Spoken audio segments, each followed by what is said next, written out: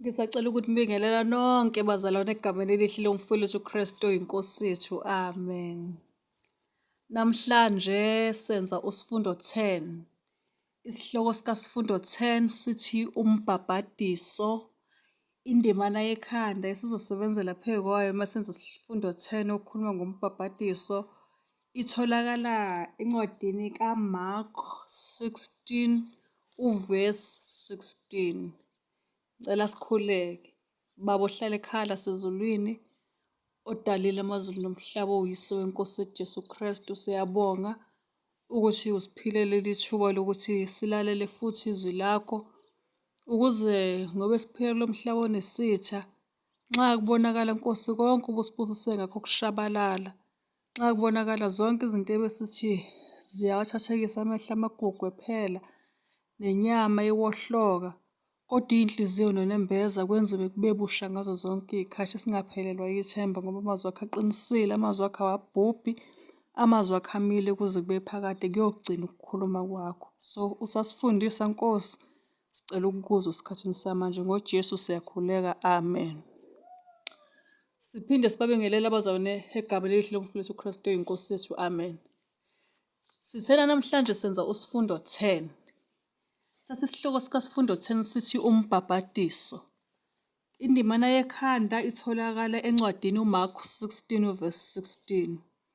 Ifundeka kanjena, ithi, okholwayo abhabhadiswe uyakusindiswa, kodwa ongakholwayo uyakulahlwa. Inhloso yokuba sifunde lesi sifundo ukuba siqonde futhi sijabulele ukuthi uthini umbhabhadiso weBhayibheli, yabo. Ngoba umbhabhadiso uyesinye sey'khumbuzo ibandla elasinikwa uKristu, uyesinye sey'khumbuzo sebandla. Umbhabhadiso lo uwumnyango wokungena ebandleni, kanti futhi indlela yeBhayibheli yokubhabhadisa ijule kakhulu ngokukamoya. So kufuna ukuba le ndlela yaziwe kahle kakhulu yilaba abacabanga ukuba basithelisa isinyathelo sokuthi babhajadiswe. So simele impela ukufunda ngombhabhadiso ngoba umbhabhadiso uwumnyango wokungena ebandleni. Ukuze uzoba yilungu lebandla, umele ukuba umuntu obhajadisiwe. Umbuzo kuzothi, uKristu wawunika mandla mani umbhabhadiso na? Yabo. Ngoba abanye uthi ngibhajadisiwe kuyafana. Okay. Uzophenduleka lo mbuzo uma sizoqala ngokuphendula le mibuzo emincanyana ezolokhu iphendulwa zindimana, iphendulwa iBhayibheli. Uzogcina uphendulekile. UJesu Kristu uqobo, njengoba sizibiza ngokuthi siyamaKristu, asenzi lutho lungagunyazwanga uye. Kukho konke sikhangela yena, sibuke nithi yena wenze njani, bese siyaziqonda, sazi ukuthi nathi simelwe ukwenza njengoba yena enza. So uKristu lapho eqala umsebenzi wakhe, khona naye-ke inkonzo adlula kuyona. Miningi imisebenzi kaJesu Kristu, uzothiwa wenza okuthile, waphulukisa abantu, wabanika ukudla. Kuningi uJesu Kristu ayenza, ayivusa abanye ekufeni, yabo. Kodwa ngaphambi kokuthi enze yonke leyo msebenzi, khona inkonzo adlula kuyona. Le nkonzo itholakala encwadini kuMateyu 3 uvesi 13 kuya ku-15. Mateyu 3 uvesi 13 kuya ku-15. Lapho siphendula khona ukuthi ilapho uKristu eseqala umsebenzi wakhe, wadlula kuyiphi inkonzo na? uMateyu 3 uvesi 13 kuya ku-15. Uma sufunda ulobeke kanjena, ulotshwe kanjena. Uthi, isihloko nje salaphana sithi nje ukubhabhadiswa, ukubhabhathizwa kukaJesu. uMateyu 3 uvesi 13 uthi, khona uJesu evela eGalile wafika kuJohane eJordani ukuba azobhabhathizwa nguye. Kepha uJohane wamalela wathi, yimi engisolwa ukubhabhadiswa nguwe, wena uza kimi na? UJesu waphendula wathi kuye, vuma kalokhu, ngokuba kusifanele ukugcwalisa kanjalo ukulunga konke. Khona-ke uJohane wayesesithi njani? Wasesemuvumela uJesu. UJesu ezowenza yonke imisebenzi kaNkulunkulu, naye waqala wenze njani? Wabhabhadiswa. uJesu uqobo wenze njani bazalwane? Wabhabhadiswa. Ebhajadiswa uJohane umbhabhadisi, hhayi eyingane. ngoba siyeza ukuthi base sebekhulumisana wayeseyihambela uJesu ekwazi ukuthi uma ebuzwa aziphendulele ngoba uJohane kuba wayengane wethu uJohane akumele nje ukubhadekiswa ngoba uNkulunkulu ngoba vele ingane uJesu eyithulela kodwa uJesu waziphendulela kuJohane uJohane wagcina senze njani esembhabhadisile uJesu. So uJesu Kristu uma ethi okholwayo abhapathiswe uyakusindiswa ongakholwa uyakulahlwa isho njalo indemana uJesu uqobo wenze njani naye wabhajadiswa. Umbuzo ukuthi uzothi-ke uKristu ufuna ukuba babhabhadiswe bonke abantu abangena ebandleni lakhe na? Ngoba uJesu ufuna ukuthi bonke-ke ngoba wabhajadiswa futhi ngabe kunyanzelekile ukuba bonke abantu abazozibiza ngokuthi bafuna ukungena ebandleni lakhe babhabhadiswe na? Cela sifunde uMateyu 28 verse 19. Nayo futhi indimana yekhanda uMark 16 verse 16. Cela sifunde uMateyu 28 verse 19 masiphendula umbuzo othi-ke uKristu ufuna ukuba babhabhadiswe bonke abangena ebandleni lakhe na? Mateyu 28 verse 19 liyaziphendula lona iBhayibheli kulo mbuzo. Ufundeka kanjena uMateyu 28 verse 19 wakhona. uJesu Kristu wayekhuluma la yena uqobo ethi lo myalelo wayewutshela abafundi bakhe abazofuna bephume behambe beyovangela uthi-ke ngalokho hambani nenze izizwe zonke abafundi nibabhabhadise egameni likaYise nelendodana nelikaMoya oyingcwele. Amen. Wayekhuluma nabafundi bakhe uJesu uthi hambani-ke niyokwenza izizwe abafundi. Yabona nibafundise kodwa nibabhabhadise. So mina Jesu ngibhajadisiwe. Ngakho-ke abazongena ebandleni lami noma bazoba amaKristu noma bazoba abantwana bakaNkulunkulu bamele kwenziwa kanjani? Ukubhajadiswa. Ingakho uma ufunda indimana yekhanda uzwa uNkulunkulu ethi laphana okholwayo abhajadiswe unjani? Uyakusindiswa kodwa ongakholwayo uyakulahlwa. Uma uzoqaphela la uKristu wenze ukuba umbhabhadiso ube yisibonakaliso sokungena embusweni wakhe kamoya.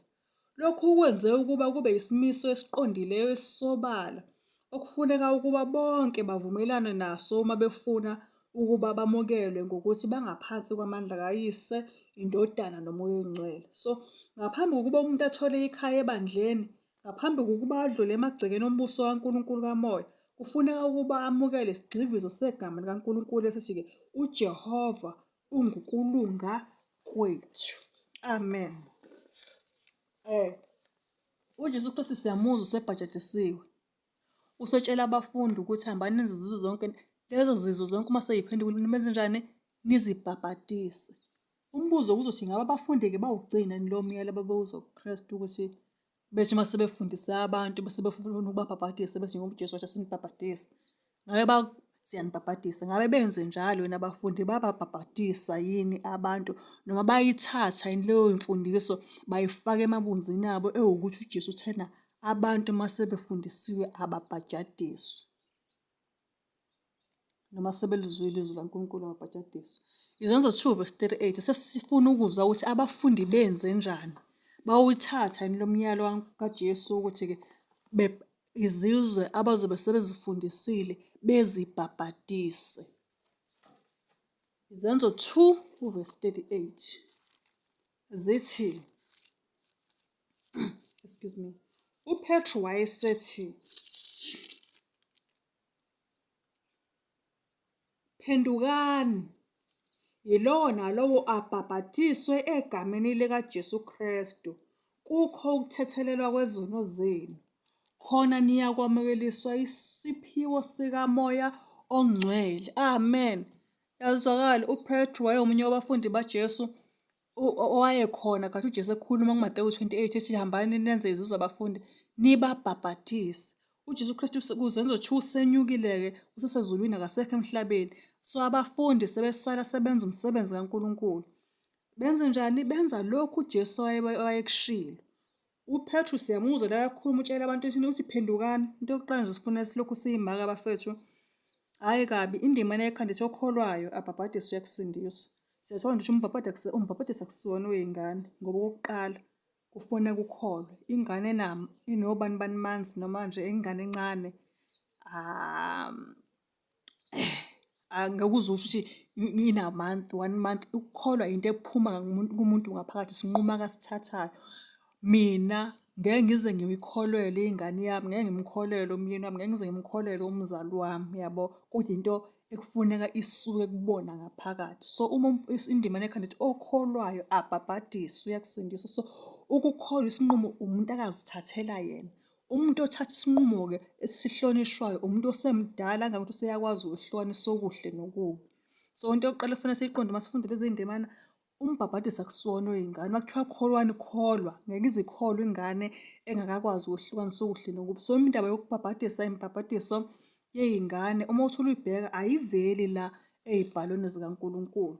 Okwesibili, sithola ukuthi noJesu Kristu uqobo ubhapathiswe esemdala, esekwazi ukukhuluma, ahlukanise, ekhuluma noJohane umbhabhadisi wakhe, uyena uJesu Kristu owehlela emfuleni, angithi yabo.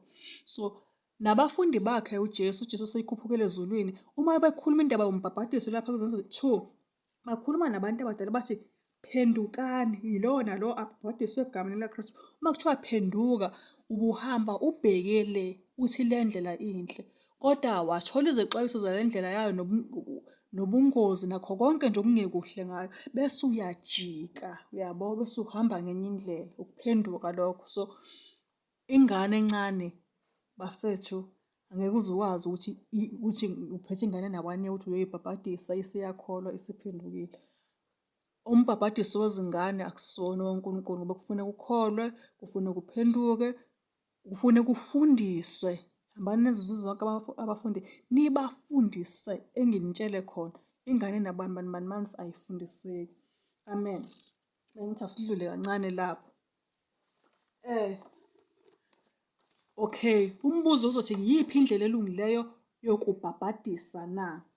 Yiphi indlela elungileyo yokubhabhadisa na? Noma ake ngiwubuze kanje lo mbuzo ngoba ngifuna ukuwuphendula ngendima Mark 1:5 othi-ke umbhabhadiso weBhayibheli uthatha siphi isimo na?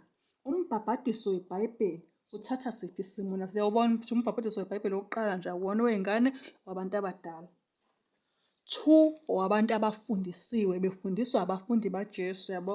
Uma uNkulunkulu esekufundisile bese uyofundisa omunye. Wabantu abadala abafundisiwe bese beyaphenduka, bese beyakholwa, bese beyabhaphathizwa. Manje umbhabhadiso weBhayibheli uthatha siphi isimo? Sikhuluma ngombhabhadiso weBhayibheli. So uma ikhona imibhabhadiso yey'ngane, asiphiki ukuthi asisho ukuthi ayikho, ikhona, kodwa akusiyona eyeBhayibheli. Manje amaKrestu abantu abafunda iBhayibheli, abazokwenza izinto ngendlela eshiwo iBhayibheli, hhayi ngendlela ethi umfundisi uthi, hhayi ngendlela ethi sazalwa kwenziwa nje, yabo. Ngoba kungenzeka uthole ukuthi ababesikhulisa yilolo lwazi ababenalo, ngoba bebengakwazi ukuthi bona beyifinyelele emabhayibhelini, bethatha abakubone kwenziwa. uNkulunkulu sesenzele umusa-ke, sesiyakwazi ukufunda. Yazi usukhange ufundelwe ingane efunda ugrade 2, ikufundele kube ngathi nje kufunda umuntu omdala. So umbhabhadiso wey'ngane awukho biblical. Sesifunda ukuthi umbhabhadiso weBhayibheli uthatha siphi isimo na? Mark 1:5. Cela ufunde uMark 1:5. Sifunda ngombhabhadiso weBhayibheli. Uthi uMark 1:5, yabo. Uthi kwaphumela kuye izwe lonke laseJudiya nabo bonke abaseJerusalema babhabhadiswa nguye emfuleni iJordani, bevuma izono zabo. Amen. Siyathola ukuthi okokuqala nje umbhabhadiso ngabantu abadala beza kuye bevuma izono. Sithena isono siyini? Sathi lezi y'fundo ezidlulileyo, isono siwukwaphula umthetho, ukuthi uNkulunkulu thina ungabulali wena uyabulala, ungeyiboni uyabona. Uma ukuze kuthiwa nje wonile ngokaNkulunkulu, uhambe ngendlela uNkulunkulu asho ngayo, uhambe ngendlela ephambene nendlela uNkulunkulu asho ngayo. So ebhaphathizweni-ke ubungazi lutho, Nkosi yami, uyihlalela la emakhaya seshowe emakhuni, indaba yenkolo mhlawumpe into enganakiwe ngempela, angithi yabo. Bese beyafika abafundi baNkulunkulu bese beyakufundisa, angithi, bese uyalikholwa leli zwi, bese uyaphenduka, yabo. Bese uvuma izono ukuthi hhayi mina ngikhula ngiyintombazane, ngangitshelwe kahle ekhaya besho abazali bethi ngeke siyeke imisebenzi yethu ngesimanga sokuthi wena uyakhala. Uma ingane esikoleni lapho ikushaya ngempama, wena phendula ngesibhakela ungadlali amanye amantombazane, angithi yabo.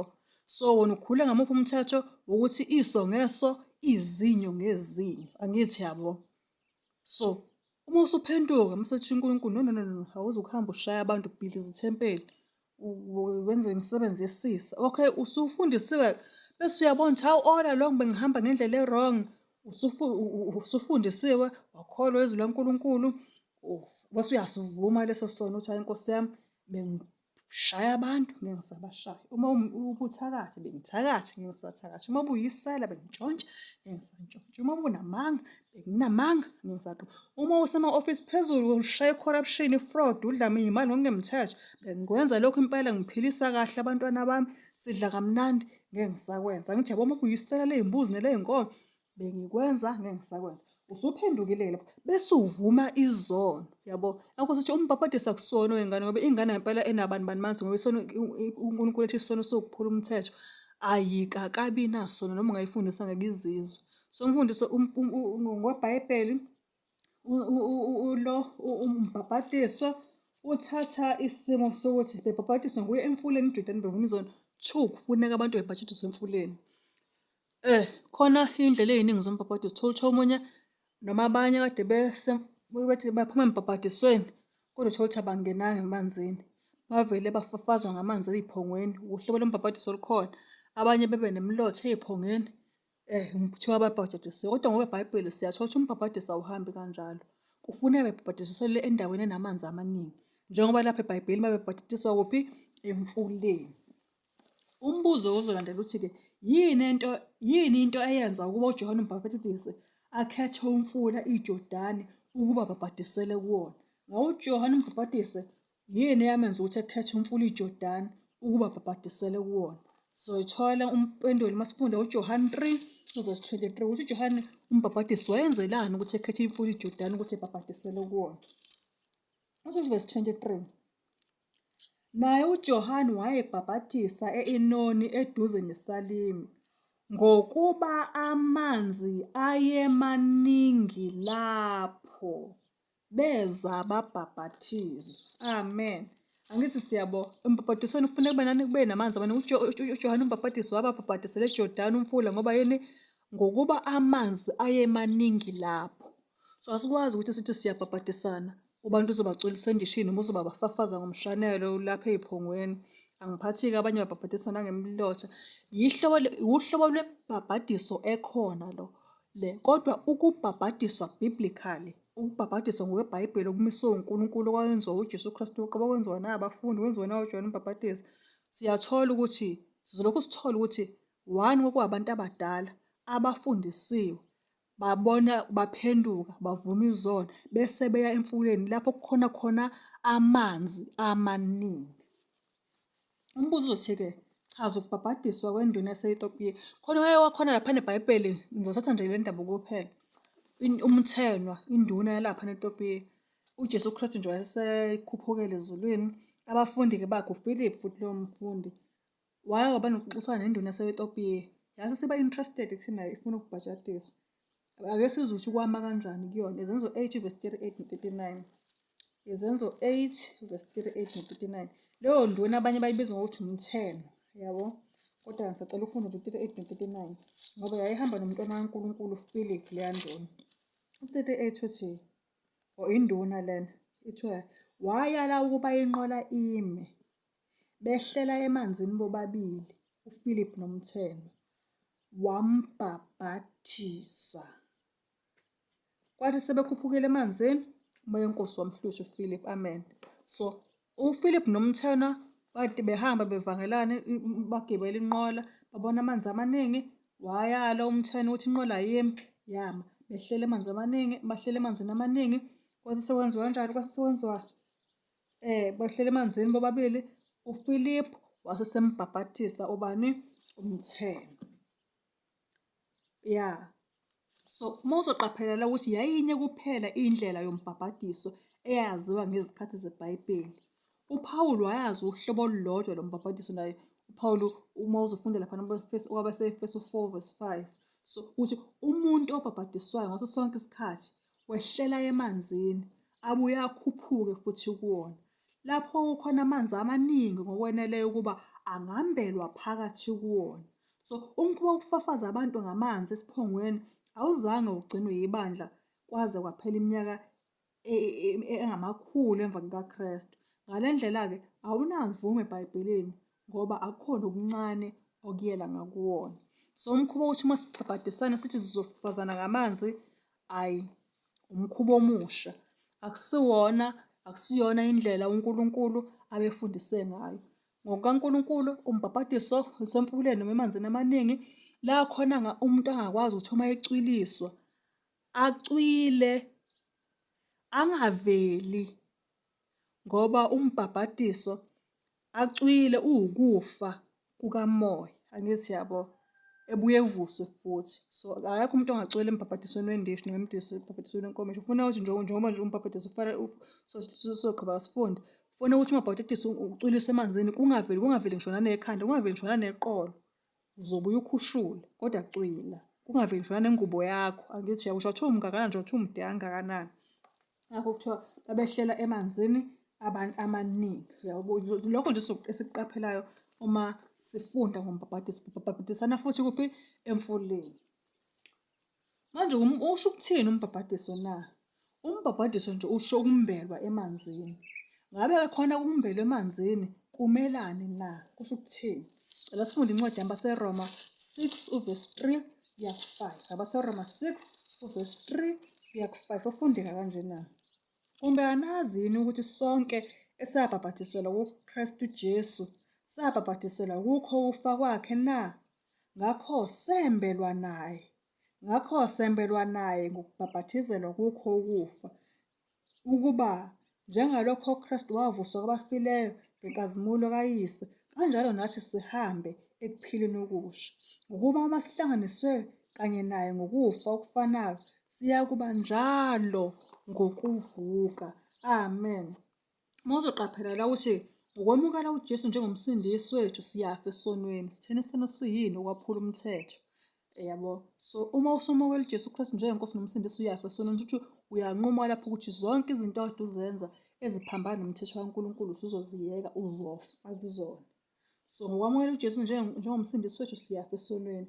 Isono asibe sisakhangeka kuthina. So umuntu ofileyo kufuneka ukuba angcatshwe, njengoba nje la general umuntu uma eshonile la kumbiwa ithuna angcatshwe, yabo.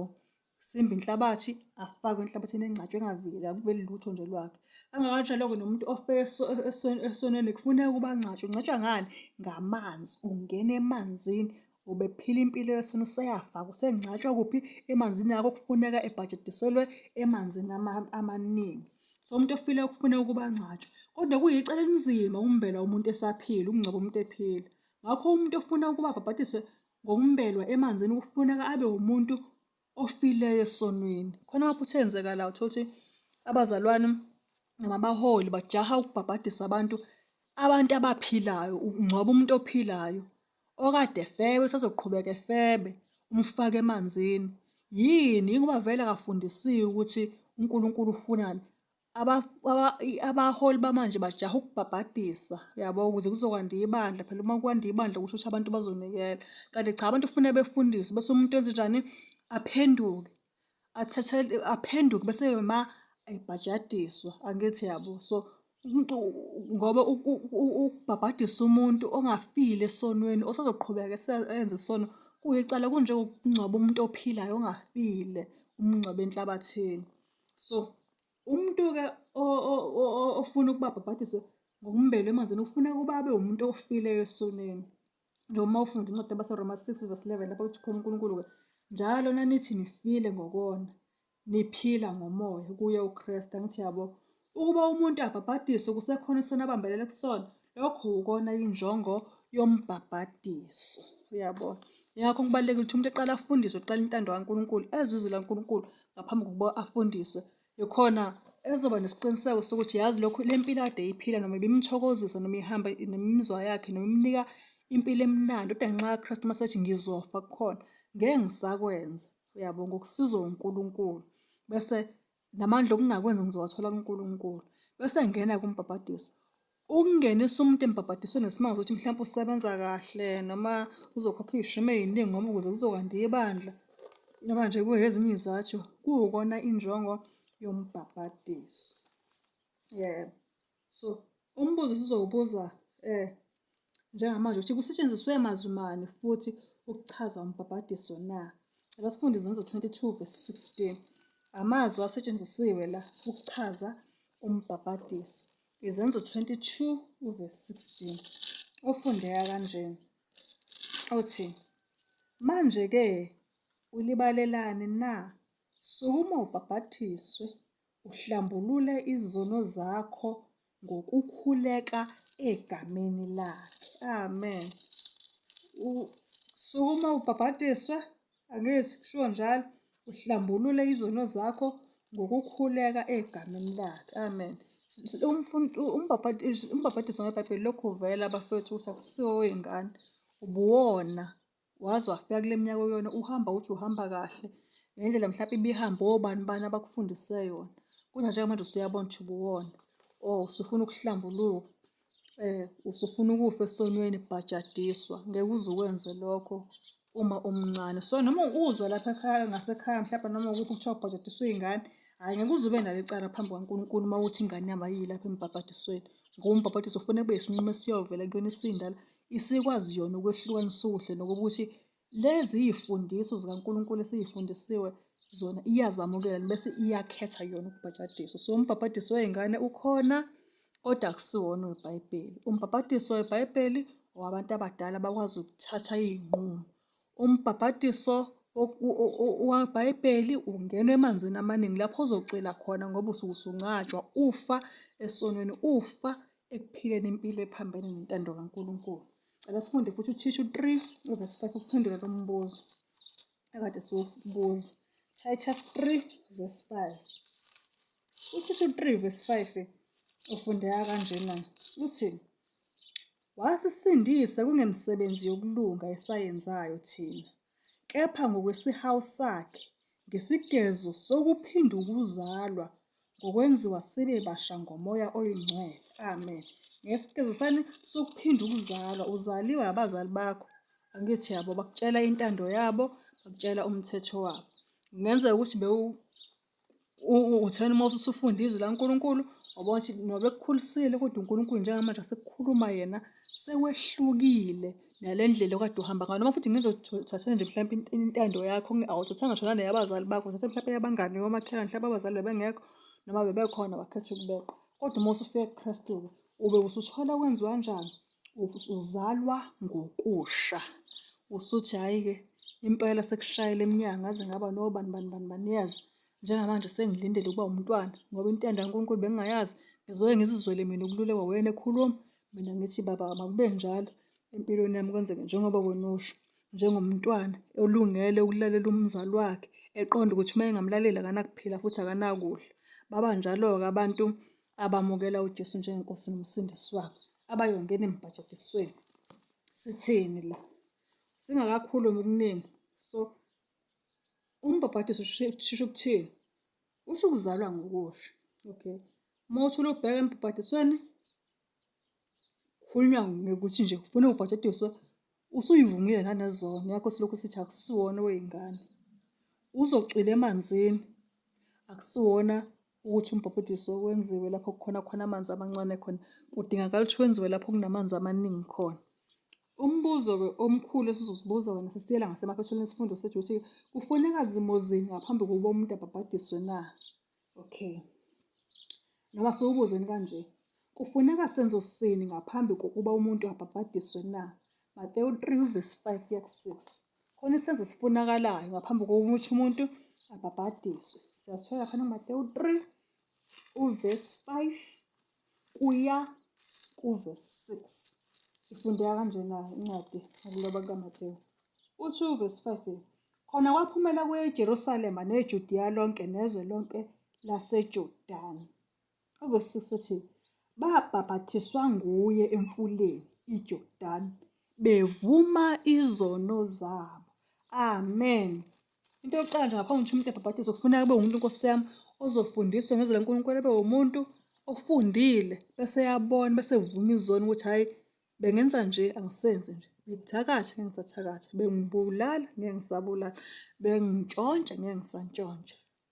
Yabo, benginabanye onkulunkulu sengizokhonza uNkulunkulu ophilayo odala amazulu nomhlaba. Ngithi yabona, benginamanga so uvuma izono. Awuveli ubhajatisela ukuthi unemali uzonikela. Yabo, awuveli ubhajatisela ukuthi uzalwa amakholwa. Awuveli ubhajatisela ukuthi ufundile. Yabo, no, akuhambi kanjalo. Funa uma usufundile uthathe isinqumo ubone ubu-wrong empilweni ukuyiphila bese uvuma izono. Umuntu omdala. Kufuneka ukuba sikholwa kangakanani ngaphambi kokuba sibhabhadiswe na? Izenzo 8:37. Ngoba mhlawumbe nizobhajadiswa uthi hayi sengifike mhlawumbe ku-18 years. Abantu abana-18 sebebhajadisiwe bese kubekelwana iminyaka. Uthi hayi phela uma usuno-20 manje ususebenza. Kufuna kube kanjani? Kufuneka sikholwa kangakanani ngaphambi kokuba sibhabhadiswe? Izenzo 8:37. Khona sizokuthola i-guidance uNkulunkulu afuna usinika yona la ebantwini abafuna ukungenela umbhabhadiso. Izenzo 8:37 zifundeka kanje. Izenzo 8:37. Yebo. Zithi uPhilip wathi kuye, uma ukholwa ngenhliziyo yonke kungenziwa. Waphendula wathi, ngiyakholwa ukuthi uJesu Kristu uyindodana kaNkulunkulu. Amen. uPhilip laphana wayekhuluma nalo mthane kade sikhuluma ngayo noma induna yase-Ethiopi. Ayivelanga yabhabhadiswa. Waqala waba nesiqiniseko sokuthi iyakholwa yini. uPhilip wathi uma ukholwa ngenhliziyo yakho yonke kungenziwa ngabhadadiswa. Wathi yebo ngiyakholwa. Yathi yona yebo ngiyakholwa. So umuntu uma esefundisiwe ngeBhayibheli kukhona ukungabaza anakho noma akangakwamukeli eBhayibhelini, loyo muntu akakulungele ukubhajadiswa. Kufuneka akholwe ngenhliziyo yakhe yonke bese yanquma ukuthi uyabhajadiswa. Yabo. Hhayi ukuthi ethi uNkulunkulu umuntu ebhajadiswa kodwa usele ukuthi mina ngokubona kwami. Cha, uNkulunkulu uthi akusihambi ngokubona ngoba ebona nomakhelwane nami nginokubona kwami nomunye unokubona kwakhe. Ekuboneni futhi kuhamba nanamandla. Amandla ethi awalingani. Kodwa uNkulunkulu akukhulumayo kuyikho. So umuntu ngaphambi kokuba abhajadiswe kufuneka akholwe ngenhliziyo yakhe yonke. Ekholwa ukukhuluma kukaNkulunkulu. Yazi inkathi uNkulunkulu ezokhuluma izinto athi ziyeke mhlawumbe wena seziwumkhuba wakho ophile ngazo impilo yakho. Kodwa ngoncuthi uyakhohlwa ngoba kusho uNkulunkulu ukuthi aziyeke uzonginika yena amandla okuyiyeka. Angithi yabo ngizokuyeka kodwa ngokusizwa nguye ngoba ngize ngiyeke ngokwami ngoba mina ngikhule ngidla lokhu. Yabo. Umbuzo olandelayo uthi okay, sifanele ukuba sibe njani isimo sethu maqondana nemifundiso ngaphambi kombhabhadiso na? Sifanele ukuba njani isimo sethu maqondana nemfundiso ngaphambi kombhabhadiso na? Izenzo 2:41. Uyaphenduleka lo mbuzo ngithi Izenzo 2:41. Ngisacela ukuyifunda impendulo. Izenzo 2:41. Uthi ngalokho abamulamukelayo izwi lakhe babhabhadiswa. Okay. Kwenezelwa ngalowo muhla abantu kungathi izinkulungwane ezintathu. Amen. Kodwa bekufuna lolo lapha nekuqaleni uthi-ke kuZenzo 2:41 uthi-ke ngakho abalamukelayo izwi lakhe babhabhadiswa. Amen. Akuzukubhajadiswa umuntu onokungabaza noma onokuphikisa izifundiso zeBhayibheli noma izifundiso zikaJesu Kristu. Ngoba kufuneka ukuba sivumelane nazo zonke izifundo esizamukelayo. Isenzo sombhabhadiso ngeke senze imilingo kuthina. Kodwa nje umbhabhadiso uyisibonakaliso esingaphandle nje kuphela esikhomba into eyenzeka ngaphakathi kwenhliziyo zethu. So umbhabhadiso lo ukufakaza kwethu emehlweni ezwe ukuthi manje na sesingamaKrestu aqinisekileyo. Ngakho-ke kubalulekile kakhulu ukuba zonke izifundo zeBhayibheli sizithole ngaphambi kombhabhadiso, sizizwisise kahle iy'fundo zeBhayibheli. Ngoba uMkrestu ebhajadisiwe khona umsebenzi okufuneka uqale. Uma uzoqaphela la izifungo esizifungayo masibhabhadiswa zihlanganisela into enkulu. Zincatshelwa egameni likaYesu nelindodana likaMoya Oyingcwele. So uma simbelwa nje njengokufana nokufa kukaKristu, sivuswe futhi ngendlela efanayo njengokuvuka kwakhe. Ngakho-ke kufuneka ukuba siphile ukuphila okusha. Ukuphila kwethu kufuneka ukuba kuboshwe kanye nokuphila kukaKristu. Kusukela ngaleso sikhathi umuntu okholwayo kufuneka ukuba azi ukuthi uzinikele kuNkulunkulu, kuKristu, kuMoya Oyingcwele, ufile kuzo zonke izinto zasezweni. So kufuneka ukuba aphilele iNkosi onke amandla awaphiweyo, awasebenzisele yona. Angakhohlwa ukuthi unegama noma ubizwa ngokuthi umntwana kaNkulunkulu nokuthi ungaphansi kombuso kaKristu. So unesabelo sokuma kukaNkulunkulu. Kufuneka ukuba azinikele kuNkulunkulu, azinikele konke lokho ayikhona nakho konke anakho. Zonke izipho zakhe azisebenzisele ebukhosini begama lakhe. Sesigcina okunye okufuneka kwenzeka ukuthi umuntu okholwayo noma osanda kubhabhadiswa azi ukuthi uqala imisebenzi yakhe ebandleni, athembise ukuthi uzosekela imisebenzi yebandla. Okweshumi kwakhe kusekela umsebenzi wokufundisa. Khona iy'mfundiso ey'khona njengamanje amazalwane bayakhalaza bethi abafundisi abahambe beyosebenza. Kodwa uma uzofunda iBhayibheli likaNkulunkulu abafundisi bebephila ngokweshumi. Angithi yabona. Abazalwane kufanele bazi ukuthi kaNkulunkulu uma benikela okweshumi nje. Uma bebuyisa okweshumi kuwumnikelo wokuthi abafundisi nabaholi bebandla bakaNkulunkulu baphile. So umuntu okholwayo osanda kubhabhadiswa qala umsebenzi yakhe ebandleni, athembise ukuthi uzosekela imisebenzi yalo. Okweshumi kwakhe kusekela imisebenzi yobufundisi. Iminikelo yakhe yandisa umbuso kaNkulunkulu. Unombuso afanele ukuba unomsebenzi okufanele ukuba awenze ngomuntu munye oyilungu lebandla. Kufuneka ukuba abe kuyo yonke imihlangano. Uma kuthiwa nje kunomhlangano enkonzweni ngoba usuyilungu elibhajadisiwe, awusalandelwa Nkosi yami. Sekuwumsebenzi wakho ukuthi athende leyo mhlangano. Ngendlela enjena athole ukuvuseleleka ukuze ahlanganyele emsebenzini omkhulu ukuzuza imiphefumulo ngezinsuku zokugcina. Amen. Inkosi ibusise ukufunda kwethu la esikhathini samanje. Siyagoqa sithe besenza isifundo 10 ukhuluma ngombhabhadiso. Indima yakhona itholakala kuMark 16:16. Sithola ukuthi uJesu uyakhuluma ukuthi okholwayo abhabhadiswe uyakusindiswa. Sithola ukuthi uJesu Kristu uqala ngaphambi kokuthi eqale umsebenzi wakhe naye wabhajadiswa. Samthola etshela abafundi bakhe ukuthi abahambe benze izizwe abafundi bebabhabhadise. Yabo. Sathola ngempela uJesu esekhuphukile abafundi besale beqhubeka inkonzo yokubhajadiswa. Sathola esifundweni ukuthi umbhabhadiso akusiwona owey'ngane ngoba uthola ukuthi owayebhajadiswa kwakuthiwa wehlele emanzini.